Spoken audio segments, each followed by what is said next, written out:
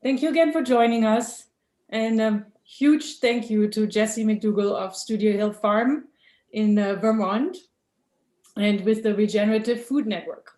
So for spending the time with us today to discuss how RFN, Regenerative Food Network, right? How those ideas and plans might transfer to better agriculture production, marketing, and distribution practices in New Mexico. So that is our big question today. Can something that works in Vermont work in New Mexico? So a little bit of background on RFN, or the Regenerative Food Network. It is currently centered in southern Vermont with plans to expand in 3 tiers throughout New England and into New York and Canada. Structurally, it raises capital investment through development of solar energy while working to benefit the regional food system. It connects ranchers and growers to resources, for example, long-term low-interest loans, infrastructure, startup or expansion needs, and land, and then creates networks for selling their products either directly to consumers or through an efficient network of food hubs. So they plan to build a network of smaller regional hubs that house USDA-approved meat facilities, organic tanneries, mills, creameries, egg grading, and commercial kitchens, as well as larger metropolitan-based hubs with visitor centers, order fulfillment centers, and links to food outlets. And then products will be sold through this network with 3 levels of labeling. So there's local, transitioning to regenerative, and regenerative or organically grown. And the higher the level, the higher the price for the product. RFN is investing in a transportation system utilizing electric trucks, recharging station, and solar PV in the fields and on buildings to fuel trucks and also to generate income. And that's all I have. So David, take it away. All right. Thank you so much, Isabel. Thank you, everybody, for joining us. I know these are tough times and everybody gets zoomed out, and in the middle of legislature, a lot of people are really kind of squeezing times in.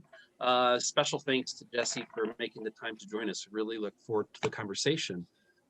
I'd like to dive in with the development of RFN. Jesse, how much money did RFN to raise to start with, and how was that used? Through like infrastructure, marketing, personnel, different applications? If you can kind of give us a bird's eye view on that. Sure. Well, I just want to start by saying thank you for inviting me. It's an honor to be here, and we're really proud of the work we're doing up here, which is, we view as testing ground for other places in the world, and it's our hope and intention that what we learn here can be freely shared with other places in the world, so that it can be rebuilt elsewhere if it helps that region. So this is, so it's great to be here. And I want to introduce Meri Lillia Mullins, who's here with me today. She is our program director at RFN, and she'll be helping answer questions too. Hey, everybody. And I just want to invite everybody. I put my email in the chat box. If you have questions to email that come to you later, please feel free. I am at your disposal. So RFN got started about 2.5 years ago now, with no money, and it was born out of, conversations and working groups and things like you're doing there. And I was invited to speak to a group about regenerative land management, and happened across a gentleman there named Michael Phillips, who had just retired to the area out of finance. And another gentleman was there named Bill LeBerge of Grassroots Solar, who was a systems developer for solar and energy storage. And we got talking about what farmers needed, what the area needed, and we came up with this holistic idea where we needed to pair not just regenerative food, but with electric distribution and renewable energy. So we were trying to build out the ideal decentralized food system structure for our region. And so we spent about the next 1.5 years just volunteering and talking to everybody that we could in the state about who was doing great work and who needed more resources or help or connections and spent a lot of time and effort trying to figure out the landscape that we were working in, you know. And then once we decided that it was that there was a role for us to fill, as kind of conveners and, for lack of a better term, general contractors of a new and distributed food system, we formed RFN. And Michael Phillip, who runs his own foundation and his own family office, was able to put in the first $1 million to get us a runway to staff up and start turning on, staff up to about 5 people and initially, and then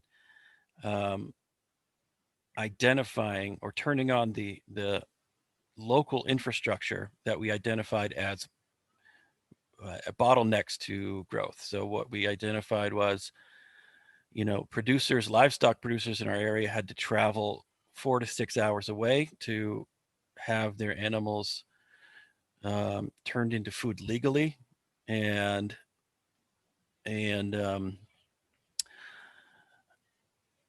so and then we identified a bigger bottleneck in meat processing and dairy and grains, and, you know, all of these different places where the infrastructure for small family and medium family farms had been just dismantled over the last 50, 60 years.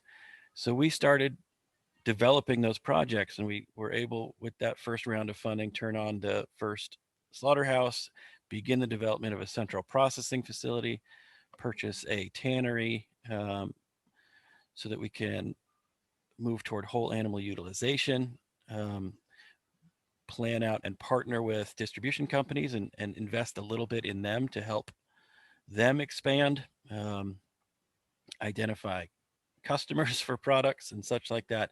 So basically that first round was able to get the team working to identify the gaps and start working to fill those gaps in the system, right? And then once we get those gaps filled and the stress that farmers are feeling is somewhat relieved, all farmers, not just, we're not limiting this to people who are verified in one way or the other or practice this or that. We firmly believe that all farmers need help, all farmers need support, and we're here to do that. There'll be no regenerative farms in this area if there are no farms in this area, and we're losing farms at breakneck speed. So we're trying to shore up the infrastructure for everybody so that it is possible and profitable to farm here, by putting the infrastructure in place, putting the distribution in place, and putting the markets in place, right? So we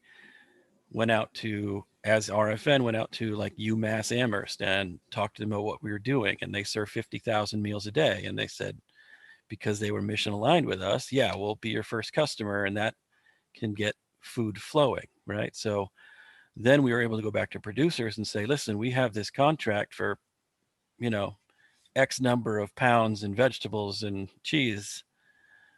We need you to, you know, how would you feel about raising it for us? You know, and we were able to give them a good price because we handled everything in the middle, from processing, distribution, and delivery, you know, so we're able to eliminate a lot of the middlemen. And I don't mean eliminate, partner with many, but eliminate or recreate where the gaps were. And because we were able to do it, we could operate them as, I don't want to say nonprofit because they are structured as for-profit businesses, but they are essentially nonprofit entities in the middle. Like there's no middleman in the middle getting wealthy off the distribution or whatever. It's a all profits go to the farmer or go to the eater in terms of lower prices of food, right? So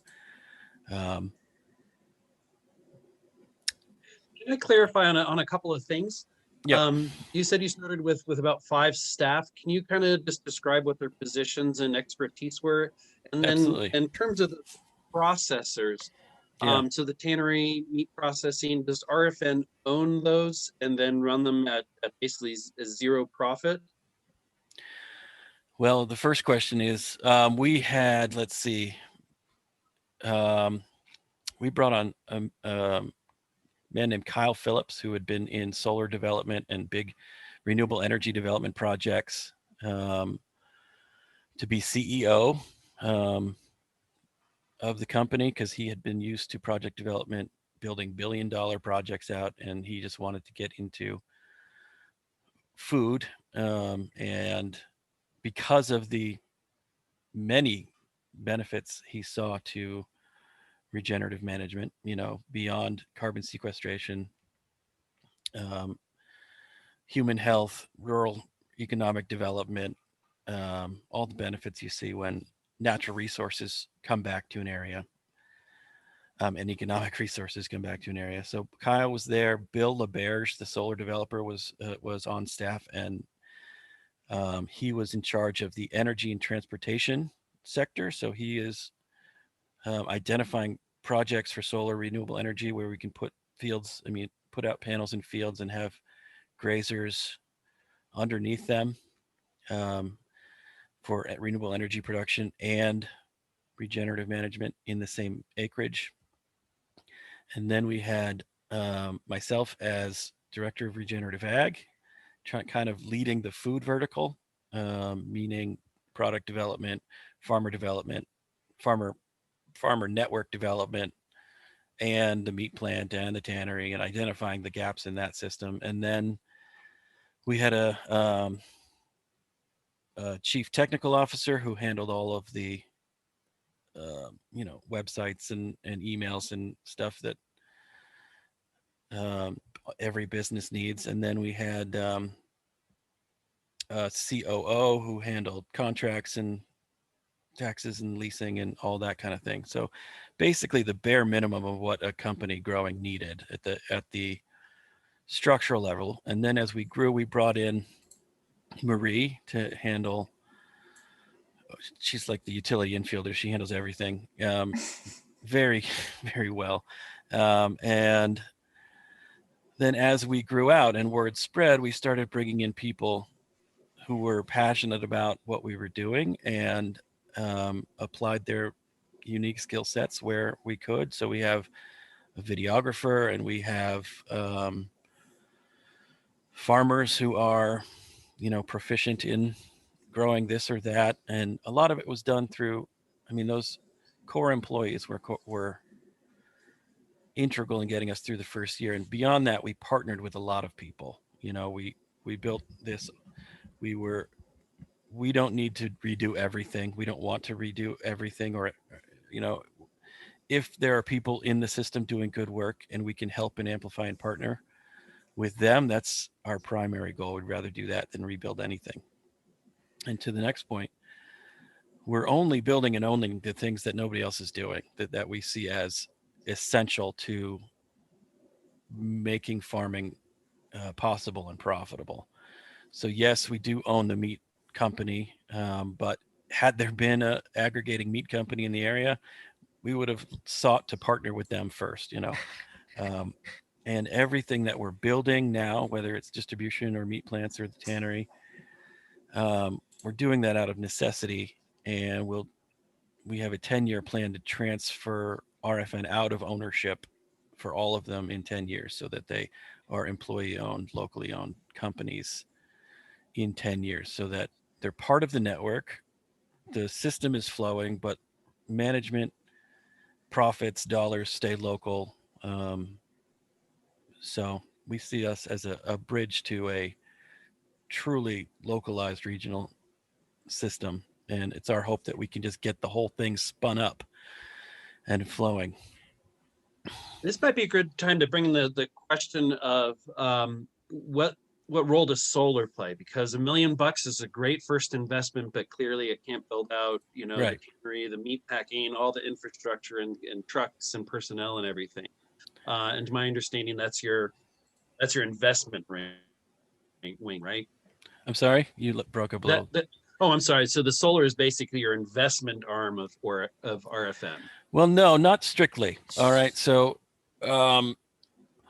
right now we've identified $800 billion in, the funny money cloud of funds and retirement funds and investment funds and everything that have been slated, like earmarked to go toward environmentally friendly projects. Most of that is going into renewable energy and electric transportation conversion, right? Because the technologies on that are proven, they can be proven profitable, and the science and the investment in regenerative agriculture is coming, but it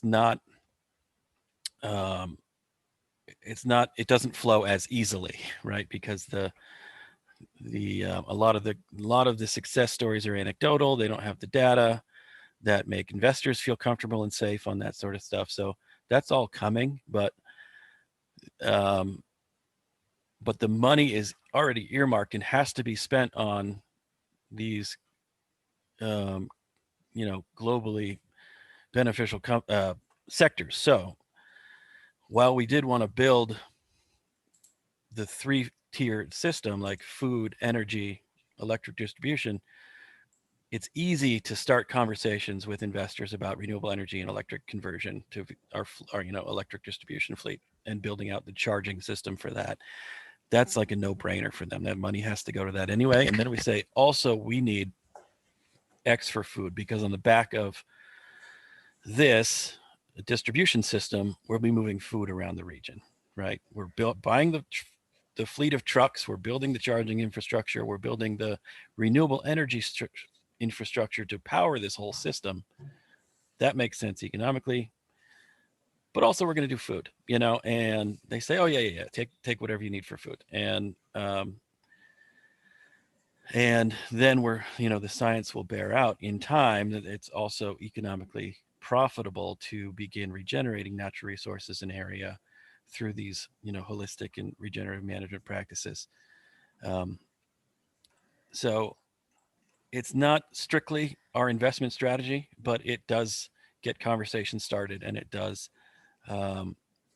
it does make investors feel, well, it makes, I don't want to say feel, because it is a secured investment. Like, it is secured with trucks, it is secured with physical tangible assets, a lot of the money, so the risk is minimal, and the economics have been proven. So that's, please jump in. Sorry. You have this beautiful pause in your storytelling, and I always want to jump right in. I was just going to offer maybe a summary of like the structure, David, because you asked, like, is solar just is kind of our investment arm? And I just want to offer some clarification on like what we've done with that 1 million as an investment and what our next raise looks like, just as a high level summary, so you can understand a little bit more about, like, we're not just investing in solar and everything else is nonprofit. There are other pieces. So in the first 1 million, as Jesse was talking about, we have which you all have seen, the overview, the tannery, the meat processing facility, the brand aggregation, the meat aggregation, the grain mill, and the grain company. So all of those things are tangible, profitable businesses. That's the hope, right? So that's part of our investment arm also, is all of those aggregation and all of those tools. We're investing in the infrastructure and buildings, we're investing in the processing, and we're investing in the brands. In addition to investing in on-farm solar, because that helps bring more money to the farmers and it's a tangible investment asset, and investing in electrical vehicle distribution and development, and investing in charging stations, because all of those are also investable, tangible assets, right? So in our first 1 million, we have the infrastructure and launching meat brands. And then in the next 15 million that we're raising, there's kind of 3 chunks. And part of that is the on-farm infrastructure, but all of the 15 million is meant to go towards investment. It's not philanthropic. Right. It's investing in food partners, so supporting regional partners and in continuing and growing, and then investing in technology to help farmers access marketplaces and payments for ecosystem services, And then the last bucket is all of that infrastructure. So investing in on-farm infrastructure to help farmers vertically integrate, which we know has been proven to help drive more value and profit back to the farm if they have more of that infrastructure on farm. Investing in regional or local processing, and then sub-regional processing and distribution in hubs to get that out there. So all of those are still tangible, investable assets that it goes beyond solar. So I just wanted to kind of give that high level overview of our what we've done and then our current structure moving forward. Thank you, that's helpful. To that point, are you investing in, like you said, that you're only building what doesn't already exist? So finding those partnerships where they exist. For example, existing cooperatives or food hubs, are you investing in them to be able to expand their processes? Or what's your system in terms of creating the network? Absolutely. So we are, for example, buying trucks for distribution companies. They are excited to go electric. We are excited for them to go electric. They need more capacity and we need electric trucks on the road. It's just, or equity investments if they're looking to have a cash raise and they're doing great work, bringing in, supporting the local farmer network. So yeah, we're investing in partners in different ways to boost the efficiency of the whole region. If they're out there doing good work for the right reasons, they're part of the solution. We want them to succeed. We don't want to replace anybody in this system. We want to, we don't view them. We don't view anybody as competition except the industrial food system, right? There is enough for everybody within the movement, organic, regenerative, whatever, the small ag movement. If we take just a few percentage points away from industrial ag, then it changes the fate of all of the small farms in our region, of course.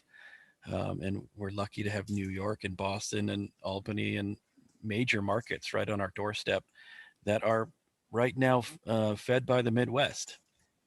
And if we can get 1-2% of New York, we're all dancing up here in Vermont. And if we can, and our goal is to be able to increase the amount of local food from like 5-10% to 30% raised and consumed in the Northeast by 2030. So that would remake the profitability of land management in this area so that farmers could farm and the land could be stewarded and managed by people on the land, as opposed to, the degradative industrial race to the bottom where so many farmers, and our farm was included in this, cut corners to save time because they had to get to, because it was razor thin margins already. And the farm came second because he needed 2 jobs to support the farming endeavor and all this kind of stuff. So we're hoping that we can turn that around, I guess. And can I just add quickly, Please, on our on our strategy around investing in hubs versus like building our own infrastructure, like Jesse was mentioning, we don't restrict ourselves to investing in on what other people might see as competitors. So your question around like, are we giving more money for food hubs to expand? We're doing that, and we're building food hubs. So where there's a lack of food hubs, we're building them. Yeah. Where there are food hubs that need expansion, we're investing in them. So that's kind of the way that like our strategy is to say that first bucket that I talked about investing in partners is to go out and find people that are doing really good work already that need more capital to get bigger, farther, faster, to expand our food system. And then in Jesse's area, we just signed a contract for a 36,000 square foot building that will be a food hub in that region where it's lacking.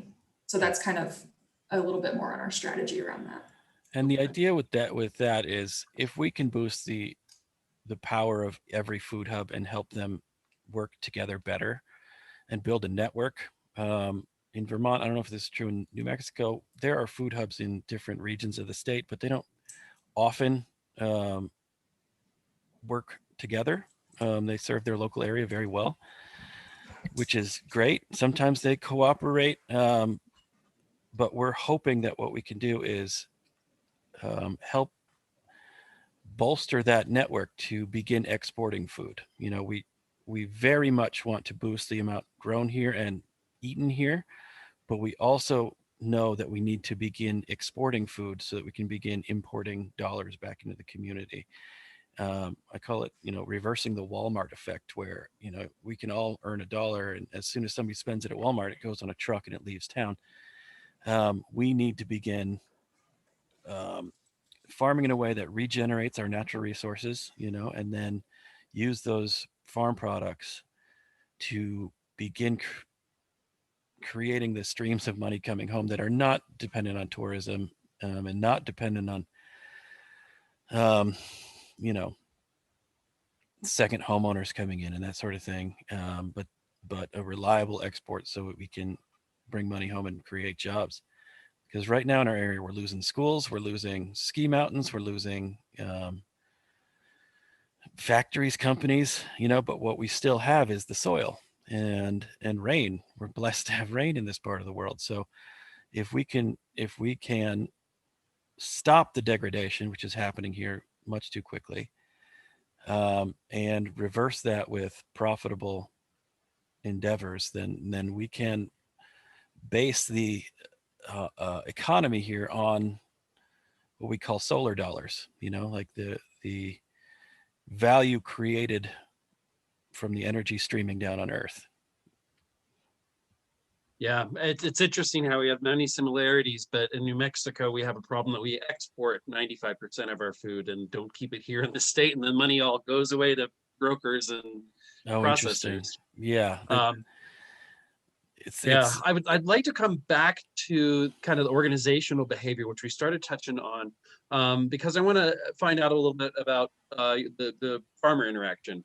And I have a bunch of questions about that, but I also want to kind of hit the high points. So we have plenty of time for questions at the end. Wondering how important is that 3-tiered certification to becoming regenerative / organic in the process, and would it be possible for farmers, say, to work towards regenerative but just stop in the middle? Just because, for example, in New Mexico, it's near impossible to get organic certification. We have far too many very small farms, under 3 acres, and there's no organic certification system within the state. So it's paying a certification agent to come from Colorado or outside, and it's thousands of dollars, whereas these farmers are making 15K or under a year. And then to that point too, for those farmers who want to start moving into the regenerative ag, what barriers have you run into so far, just in general with them, and how are they overcoming those?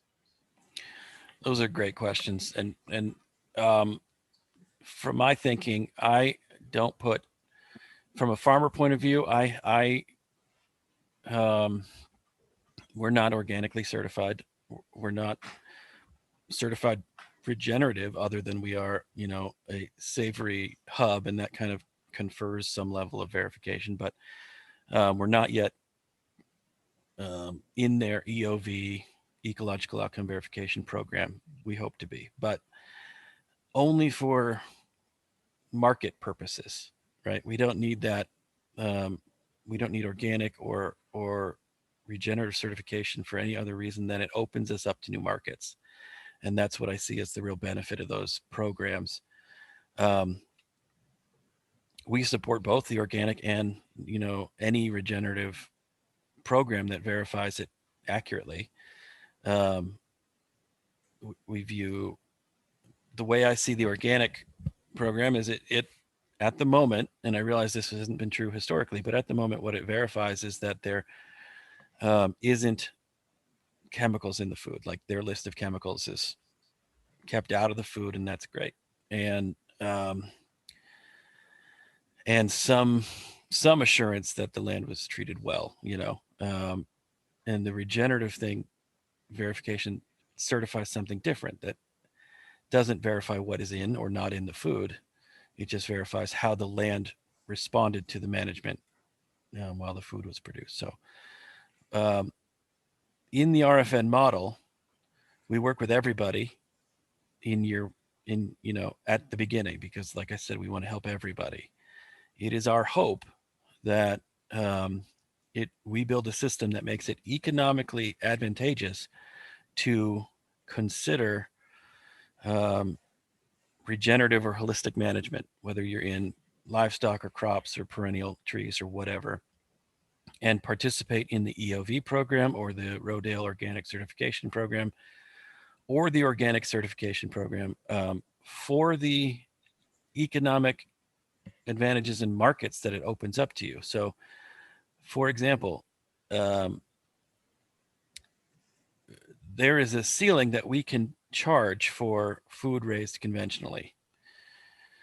If the farmers then, so if somebody raising livestock conventionally sells to us, we can put that in the commodity market and there's a ceiling to it, right? But if somebody is raising grass-fed beef regeneratively and it is verified in the EOV or ROC programs, then all of a sudden we can get them a premium for the meat, but we can also sell the cow hide to the verified regenerative cowhide to Eileen Fisher or Timberland or Patagonia or, giant companies that are looking or are starving for this verified regenerative source product, so that the products that they make, which have been taking a beating for the last 30 years as, environmentally destructive with good reason, can now say, actually,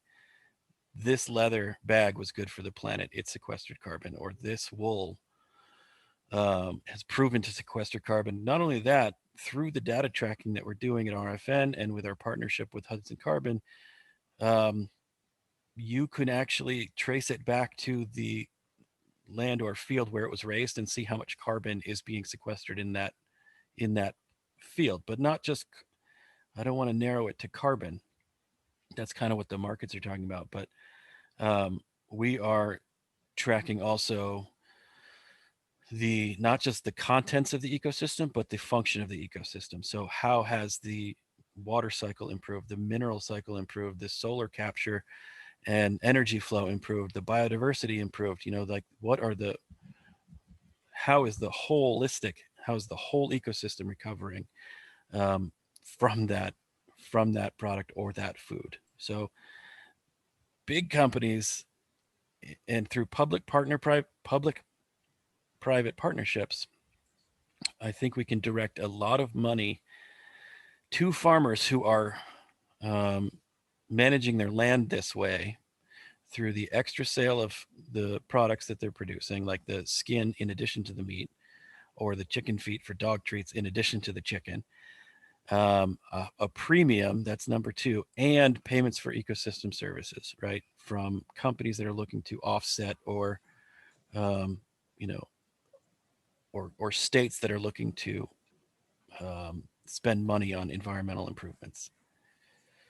So in that way, I hope farmers look at that and say, oh, holy moly, if I go that way, I can get triple the money for what I'm doing. And I think that's the way to get farmers looking in the direction of something else, and I don't mean to say that farmers aren't already looking in the direction of something else. They see how their land is reacting under current management plans, whether it's getting better or not improving. But so often, and this gets to your question about barriers, farms operate on economic knife's edge, right? You go too far in either direction, you lose too much money, and you possibly lose your land, which is too much to risk, especially, well, for anybody, but especially in a generational situation where you might have, where it's too much to risk. So experimentation is impossible.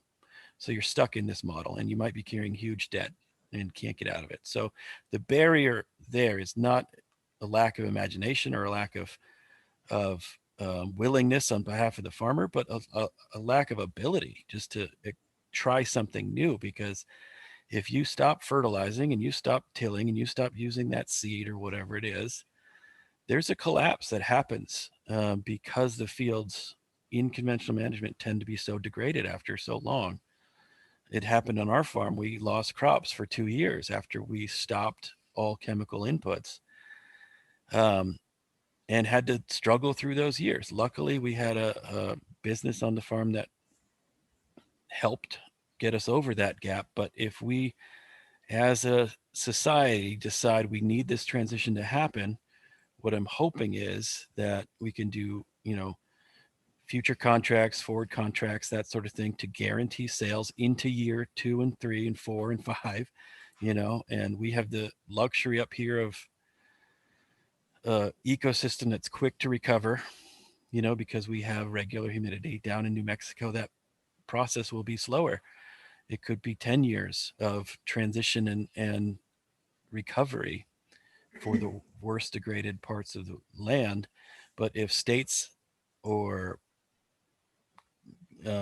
companies or something set up some sort of insurance, crop insurance for transition, and took the risk off the farmers and said, listen, if you transition these 10 acres or these 100 acres this year, and you made, I don't know, $10,000 a year on those acres, and you lose it all in the first year, we'll insure you for 10,000. If you lose, and then the next year, if you're during recovery, you produce half that, we'll pay you 5, and then so on and so forth until the risk is eliminated. And then what we found up here is any farmer who's made it to a fully recovered ecosystem, like back to production at the levels where they were at conventional, will never go back. They say, after 3 years, I'll never go back. After 4 years, I'll never go back. Because in our case, for example, we were able to put down a huge expense of fertilizers, tillage, seeding, herbicides, pesticides. That's 5 figures a year. We stopped that expense and brought in the animals that do all the work that the chemicals and machinery did, but they do it better, and they do it with cumulative effect, where it gets stronger and stronger and stronger every year, because it's, nature, and it does that. And, 1 pumpkin seed makes 50, and 50 pumpkin seeds makes 5,000, and so on like that. It spirals up in the right direction if it gets what it needs, and we get out of the way of it. And so, and the animals are a revenue stream for the farm. So we have now something that spirals up in the right direction economically and ecologically, instead of spiraling down, where the more poison you spray, the more fertilizer you have to spray, and the more fertilizer you spray, the more poison you have to spray, and it just gets more and more expensive every year as the health of your soil decreases. And so it's that gap of crop loss and market insecurity that farmers have to get over economically to get there. Can I just add a summary really quick? Please. So what Jesse had mentioned about, like, we want farmers in the region before we want regenerative farmers in the region. Like, we need farmers in the region before we can have regenerative farmers, right? Yeah. So just to kind of comment on our strategy is that we are interacting with all types of farmers, no matter what certification or category they put themselves in. And we hope that our economics and our branding and in our investment in our infrastructure will give those farmers, no matter where they're coming to us from, the economics to support them in their transition. True. So that's kind of the summary of the strategy, right? Is we'll work with any types of farmers. Our goal is to have them, like, to reach regenerative organic, but that's, as you all I'm sure are familiar, that's like a really high standard. And we don't have any requirements around that. Our requirements, someone asked a question about data. We enroll all of our producers that come into our food brands and our distribution hub in EOV, that you can get verification within a year. So at minimum, they have to do EOV with us. But we want to create the economics so that everyone can succeed and that they have the economics, right? Because that's largely the barrier, like Jesse was talking about. That we want to just support all farmers and having the economics, period, to feed their families, and then transition to regenerative, organic, the above and beyond, and have ecosystem vitality. So that's our strategy, is working with everyone to provide the economics to get to that better point. And I'll just add to that, the you. requirement to join EOV is only for the food brands we're creating. Anybody can work in our distribution, our warehousing, our certified kitchens, our processing, and so on and so forth. If it's a local product, we want to get it out of town and get the money home. We want to find better markets for it. We want to help all of the local producers grow. So That's a great segue back into operations, actually. In your interview and things I've heard about, like the tannery, the meat and poultry, USDA processing, egg grading, creamery, commercial kitchens, grain mills, internet fulfillment centers, distribution, electrical outlet centers, charging stations. I mean, it's a huge amount and a lot of different components all moving towards some great direction. I had two questions. One, is there a sweet spot like between nodes in the network and the size of those based on population or geography and things? And then the second piece is, I haven't heard anything about produce in those verticals. Could you kind of comment as to both those pieces? sure. So we've found that the food hub network in the food hubs in the Northeast tend to be about 50 miles from one another, which ended up being about exactly what we needed for our electric truck distribution. So it was kind of fortuitous and coincidental, but we're planning our region to be about a 400-mile diameter from southwestern Vermont, which is where we're starting. So that will cover all the major metropolitan areas, a lot of the farmland. And so we're kind of building out this hub and spoke model of infrastructure where, we'll build a central processing facility here that will have vehicle charging and the food hub and distributions and like a retail center, but also panels on the roof to recharge the vehicles. And, we'll recharge our fleet, but customers can come up and recharge there in a for-profit model, like a gas station or something. And then feeding the central processing facility, whether that's, meat or grains or whatever, will be collection points. And so like out in the region will be the smaller slaughterhouses that we're building. I'll just stay in the meat vertical for the moment, but slaughterhouses that we're building that will become slaughter and quarter facilities. The reason that they're smaller and distributed is so that the farmers never have far to go to access the infrastructure. They don't need to be driving across 6 states in my part of the world, not your part of the world, but across 6 states to drop off animals, because it's very easy on slim food margins to lose your profit in diesel fuel, right? So we're putting these centers close to farmers and increasing the efficiency of these small slaughterhouses by making them not processing, but slaughter quarter, and then we ship all the quarters down to the processing facility. So in that hub and spoke model, putting chargers at all the slaughterhouses and all the, at the grain mill and all these different places throughout and advertising those. So we have a charging network going out through all of that. And then direct routes to the cities from these distribution points. Sorry, what was your second?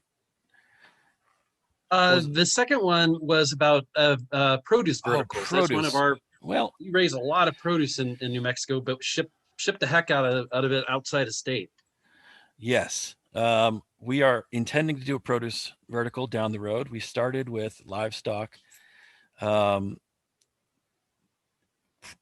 We're in the Green Mountains. We have a lot of wet rolling hills that tillage doesn't work well in. We could, like the farmland that's here, there's some on the river valley floor, and a lot of that is in crop production. Most of the farmland though is up in the hills, and we thought we could do a more, we used to have 1.8 million sheep in this state in the 1840s, and it was like 7 sheep for every person or something like that. And we were leading the nation in wool production. now we're still very much an ag state. We're kind of a dairy state. I'll say we are a dairy state, but you drive around the state and you don't see a single cow because it's all confinement. It's all, every cow's inside, to the detriment of the cow, of course, and to the detriment of the fields they used to maintain and graze in. So we thought we could move the needle farther, faster by building back livestock infrastructure to get more hooves on the ground, grazing, building the grass-fed products we needed to get more grazing animals out there managed holistically, so it wasn't degrading our land, and verified that it was improving the land, not degrading the land, you know, because grass needs grazers, and the animals are the drivers of the downward carbon cycle, you know, in the grasslands, and even in the flat tilled ground, you're spreading compost. If you're rebuilding carbon in the soil, you are going out and getting compost and spreading it back down. So tillage is, in the produce vertical, tillage is a kind of a, you know, that's the mechanical process we use to reverse the carbon cycle in the soil, essentially. You know, instead of down, you turn it over and it oxidizes up and out, and that's how we're drying out many of our soils. So being idealists as we are, we kind of went with what's the quickest way to get carbon in the ground, and that is, in our region at the moment, holistically managed livestock, acting like livestock, because we have every ecosystem on Earth that is thriving and abundant is loaded with animals acting like animals, you know, and we need natural animals in natural environments acting naturally. And too much of animal agriculture is unnatural animals acting unnaturally on unnatural diets, and that's, guess what, breaking the natural world. So so we have I think not a unique, but a somewhat rare and good opportunity here in the Vermont to rebuild a small scale distributed animal agriculture, because we have a lot of the infrastructure here, and though it is tired and worn and some of it is crumbling, it's here and we can breathe new life into it. Wow, thank you. Well, I have about 1 million more questions, but I do want to be respectful of everybody else who came, and I'm going to turn it back over to Isabel to kind of host the Q&A. And it looks like in the chat that Meri offered two that she can offer, that if you have quick fire questions, you want to pop into the chat. So if we don't get to your question directly for Jesse, then please pop any questions you guys have in there, and we'll go that direction. And Jesse, I'm gonna probably bother you in the upcoming weeks with a lot more questions. So I'm here. thank you so much. Back I'd be to happy you. to help. Do you want me to just read through the questions, or you want to take questions verbally? I'll let you hold that however you are. I honestly wasn't paying attention to the questions coming in, so whatever you prefer to do. Yeah, usually we let folks, you know, unmute and ask their question in person. Bob, you had just a really quick one. Do you want to just ask your question about Brattleboro Co-op?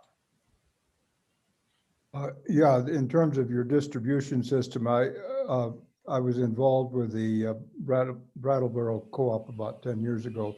I wondered what your relationship is with them in terms of your distribution, and how much they have helped you.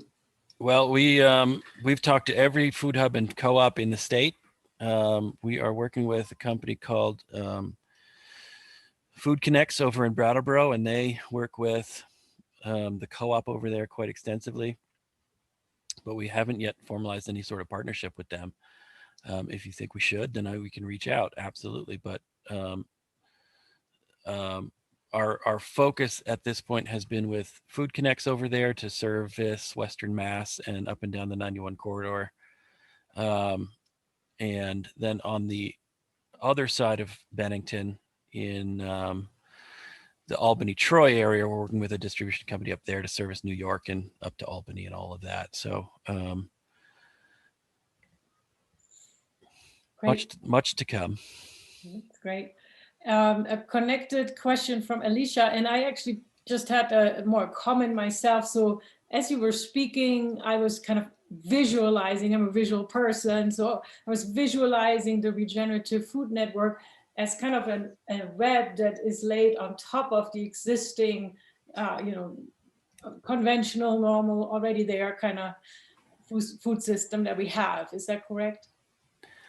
Yeah, I think that sounds right. We are trying to stay, this sounds weird to say on a call with 40 people, but trying to stay under the radar for as long as we can, because we have been able to do very good work and move the needle without big ag or coming at us yet. So yeah, I think what we're trying to do is kind of move our way into the system and get it up and running before anybody in big ag really notices, so that they don't start throwing up blocks and laws and barriers and stuff. So far, so good. I mean, the Agency of Agriculture in Vermont is rooting for us and helping us at every turn. The Secretary of Ag is pulling for us, and it is encouraging and humbling to see so much energy and positive energy coming at us from every corner of the region. And people have been finding us. Like, you could go to our website and see that we've barely even built that out at this point, but people are so excited, and there's so much energy behind, I think, taking direct action toward solving so many of the problems that we face today. It's not like we can all take indirect action, which is, lobbying government or protesting or boycotting companies, and then that's just us waiting for somebody else to do something, but what we're trying to do is empower direct action so that farmers who know how to do it can get up and go and improve the ecosystem every day and then go to bed at night. And we want that to be, if there are people out there who know how to do that, we better make sure that it feeds their family to do that. You know what I mean? Nobody's going to save the world if they can't feed their family. And so we're just trying to put the system in place that allows that to happen. And then once we do it in the Northeast, then RFN will serve as, we hope, a financing vehicle and consulting for other regions that want to do it for themselves. We don't want to move to the Northeast and do it there. Northwest and do it there. We don't want to move to the Southwest and do it there. We want to help you do it if you guys want to do it, and just with lessons from what the mistakes we made, and the partners of investors, and bring the investing network over to you. And we're already talking with the Mid-Atlantic region about developing it out in Virginia area and DC area, and we're talking with Ireland, and we're talking with Bhutan. There's a lot of interest, and there's like I said, $800 billion that if you get the plan in place and you get the right team in place, then money is not a limitation in this area at this time. I think the wind is at our backs at least for the next few years. Impressive, Jesse. That's why we're here. Thank you. Thank you so much. Well, let's see if we can get through a couple more questions. We have about 5 minutes. Alicia, do you feel like this answered your question, how food hubs and farmers get involved? Or do you want to elaborate? You can unmute. Yeah, I guess my question was just kind of on a more nitty-gritty level of like, what is your interaction like with those partners, farmers and food hubs, and how do they find you, or how do you find them? Just what is that like? Well, Meri is the point of contact for both of those, so I'll let her take that one. So I think it's a little bit of both, right? We're largely focused on like reaching out to folks, but Jesse being in Vermont has a really big network of producers and food hubs. So I think the conversations are going in both directions in terms of who we're interacting with and who's reaching out to us. So just identifying those gaps. I think there was a question right before that, or maybe it was after, I don't know, just about data. If I can just comment really quick on that really quick, we touched on it relative to like EOV. So that is when we work with producers in our network, when we onboard them, they're going to get baseline testing, and that'll start this spring. And that's the data that we'll be collecting originally. And then we also have a research project that we're doing with Hudson Carbon, which Jesse mentioned, in which we'll be doing deep depth soil carbon data collection on a couple of different farms, depending on their region and applicability. So just wanted to answer that question really quick. Yeah. So that's just the data piece. The answer is all the data. We're trying to get all the data we can from 6 feet above to 6 feet below, and then pairing that with the EOV system, which looks at leading and lagging indicators of regeneration in the ecosystem beyond the contents of the ecosystem, like how the functions of the ecosystem. And so we're trying to build a robust set of data so that investors in 5 years don't feel so timid about pouring money into land regeneration, and that can really get the payments for ecosystem services markets off the ground, which will be vital to keeping food prices accessible and farmers paid enough money to have thriving wages. No, great. So we have a couple more really interesting questions. I want to acknowledge the time. We can stay a few minutes over, but if you need to leave at the hour, thank you for being here. And we'll just get through the rest of these questions and then we'll wrap it up as well. But thank you for everyone to be here and to listen. And we hope to continue this conversation with actionable follow-up, like how this could work for us here in New Mexico. And we'll be soliciting your impressions from today, and your advice and how you see yourself, your organization, your business contributing to such a network. And if I just really quick on that before everyone takes off, there is another organization that's working on this in your region. So I just would encourage you to connect with that initiative that's already happening in the Southwest. It's the organization's called Fuel. They're not so focused on only working with, and we obviously aren't either, like we talked about, but only focusing on regenerative, but trying to reinstate infrastructure for food systems in the Southwest. So they're working on a big grant with the Colorado Health Foundation on actually putting together financial models and all of the pieces like we're doing in the Northeast, but it's already happening where you are. So I just wanted you to be aware of that initiative, because they're looking at building meat processing facilities in Durango and Farmington area, and they're looking in like Pueblo and Triad area, or Trinidad area. It's already happening in your region too. So I just wanted you all to be aware of that. So you can connect with them to expand the initiative. Fuel, FEWL. Oh yeah, thank you. Oh yeah, because I was like, yeah, and it's food, energy, water, and land. All right, great. We'll look it up. Thank you. Yep. All right, well, we'll make our way through a couple more questions, and thank you all for staying put. That's awesome. Erin, would you like to ask your question? Yeah, great.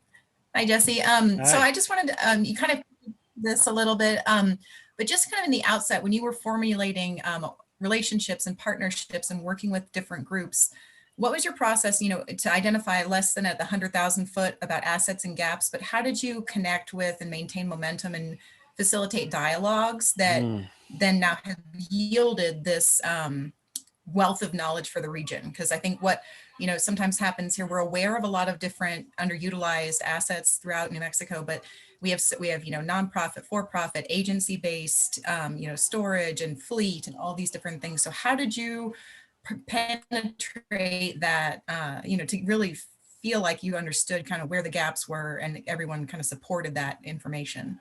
Well, I have been farming here for a while now and knew some gaps I was running into. And so what we did is we went around the state and convened farmers and food co-ops and just community stakeholders that were interested, and had community meetings and talked to them about what are the brick walls they're running into, what are the bottlenecks they're running into. And the same things kept coming up over and over again. It was like, I have to drive to here to get this done, or there's no way for me to do wool profitably because there's no way to process it, or that kind of stuff.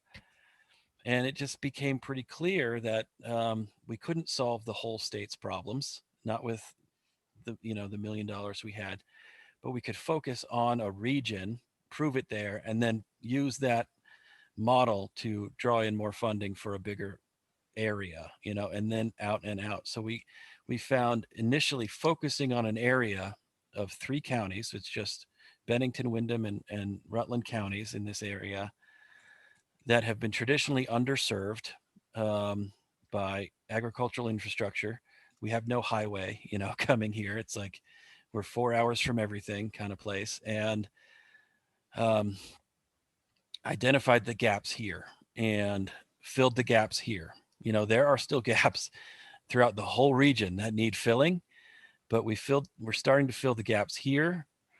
People are starting to take notice and starting to reach out to us. And, any story about things turning on instead of turning off in this state gets noticed. And so the next round of funding will broaden us out to phase 2, and we will revisit those conversations that we had and do another, analysis before we start putting infrastructure in place of what they need in that particular area. So there are a lot of voices in the conversation, to be sure, and some voices are louder than others, and some needs are higher priority than others, and all this kind of thing. And so it's hard to know the next best thing to do often, but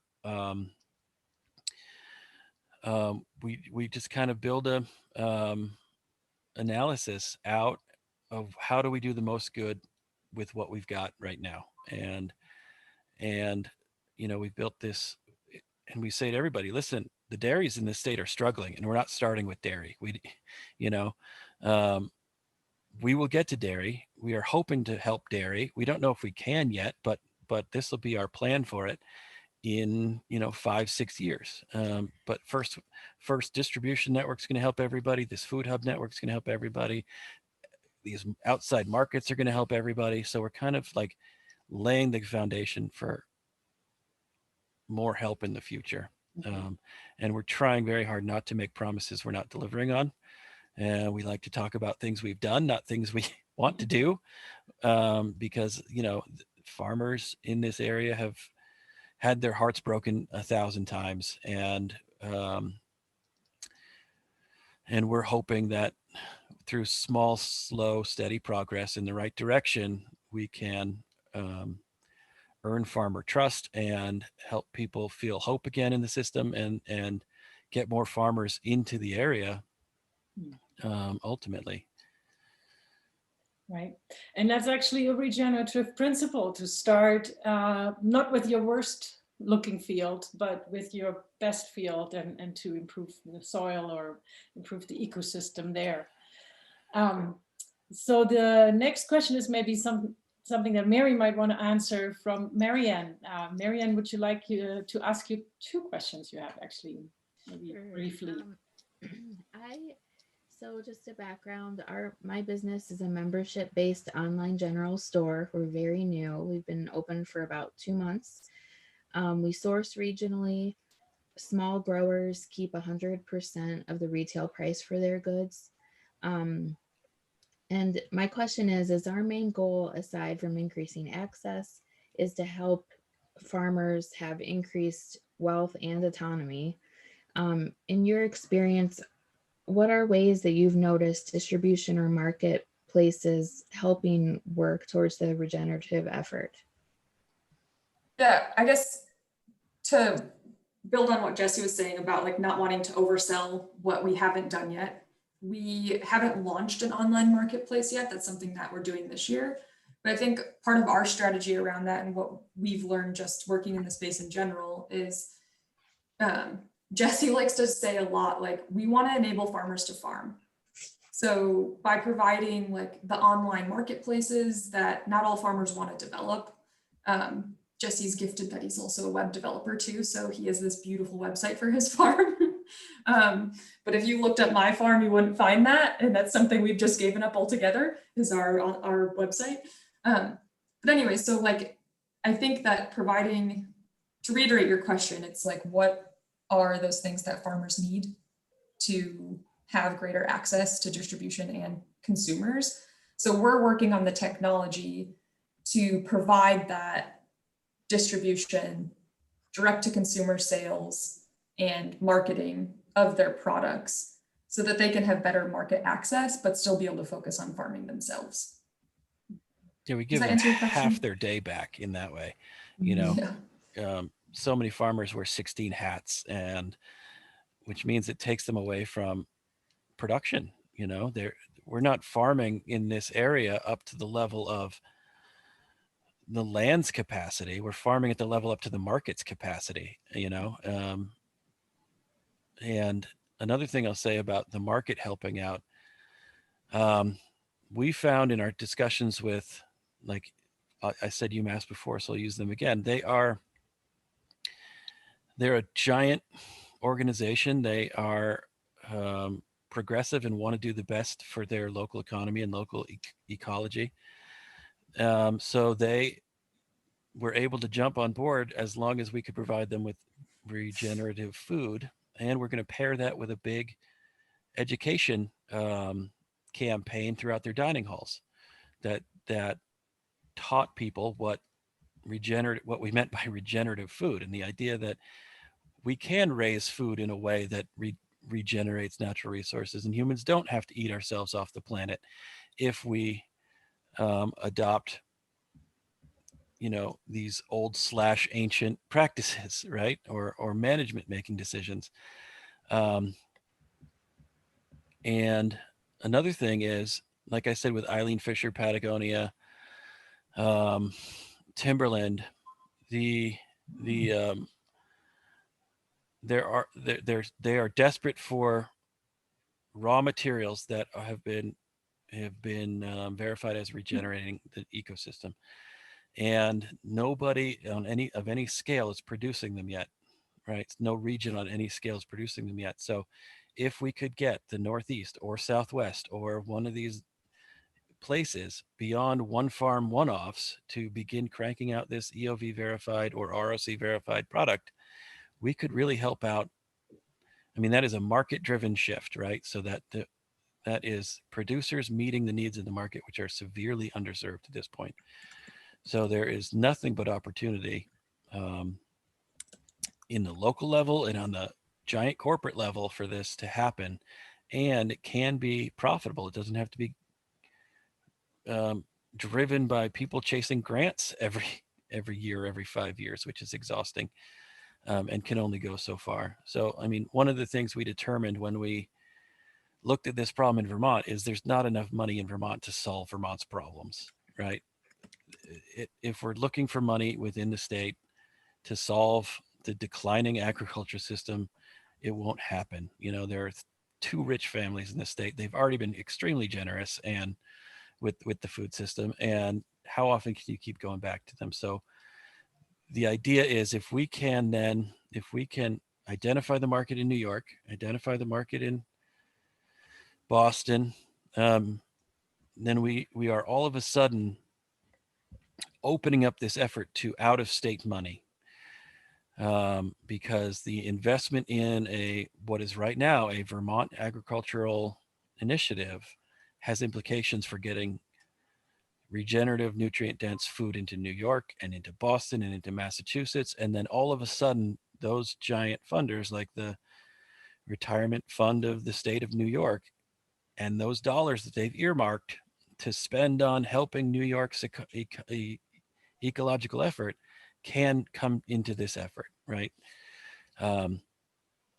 So it was, it's a great question. And I think that the whole transition has to be market led so that the risk to farmers is minimal, you know, and which is why at the RFN foods level, we're doing, we're not doing yet, but we have the intention to do and the plans to do product development. So we're like, we have regenerative grains coming into our system, regenerative dairy coming into our system, regenerative meat coming into the system, and regenerative vegetables.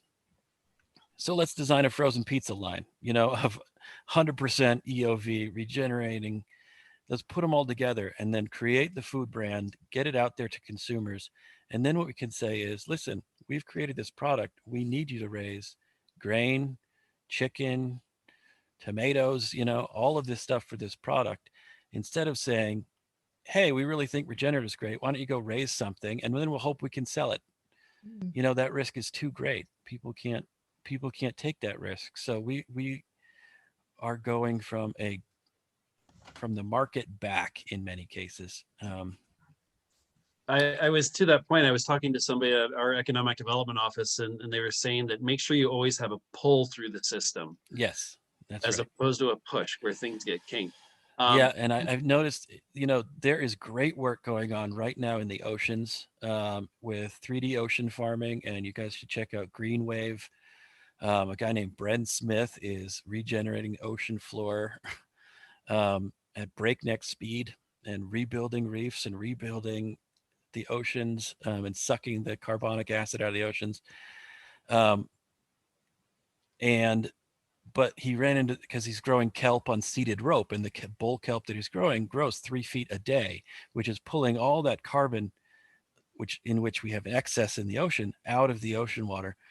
But he ran into, how do I sell kelp? You know, and so he's like, he is doing it ecologically. He's trying to make it work economically, but he's working with great chefs around the world to develop a market for kelp. But that's what he ran into.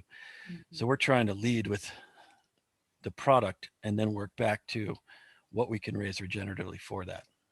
Wow. Thank you so much, Jesse and Meri. I think we want to stop here. We have more questions in the chat that we will email you. And if you could take a moment to answer them in writing, and that we would really appreciate that, because they're really good questions and we don't want to lose them. So I think David is gonna lead us out, and thank you again, everyone, for being here. And to you both for your time. Indeed. Well, if I can offer anything to you in terms of context or assistance, there might be one you'd be interested in. As I met on a webinar the other day, the director for sustainability for Blue Cross Blue Shield out of Boston, and they have 700 different outlets or something like that. And it's her job to make connections with people like you so that they can get products into their systems. Yes, please. We see the insurance market as as a huge opportunity for investment. You know, if health insurance companies see the value in promoting good food, healthy, nutritious food over the treating the chronic diseases and problems that bad food creates, there could be a huge influx of cash into regenerative land stewardship. So thank you. Yes, I would love that. Indeed. Well, thank you so much, Jesse and Meri. This has been a true treat. The conversation has been really remarkable. I think it's someplace we've been heading with a lot of the fine folks on the meeting. And to kind of bring it together in this very large picture is impressive. So you probably have some amazing dreams at night with all the work that you do. It's no, it's mostly just stress dreams, like trying to maintain this 8-armed octopus. Lots of fires. Lots of fire dreams. Yeah. No, I'm being glib, but the is a big dream and it is a big vision, and I believe every part of it is necessary. It's you know, they all need to arise mutually, right? You can't build distribution without a product to sell. You can't raise crops without a market to bring it to. You can't raise crops without processing. So they all kind of have to arise mutually. And that's the delicate dance we're playing, right? It's like moving everything a little bit forward every day in the right direction. So I am, changing light bulbs as well as talking to investors in Germany. And so it is an insane but rewarding effort, and the people, and I will say we've gotten as far as we have in the short time we've been working because of the great people like you and your group that show up and do the work that needs doing without waiting for permission or grants or anything. You just show up and do the work that needs doing, and it is moving the world in the right direction, I feel. So I appreciate you guys and all of your work and inviting us here today. Wonderful. Well, and thank you all, everybody, for participating. We'll keep the conversation going, and Isabella and I will get the recording out and assemble any questions, and please keep in touch. We'll see you all very soon. Okay, Thanks bye, for the Ian. invite. Thank you. Thanks, everyone.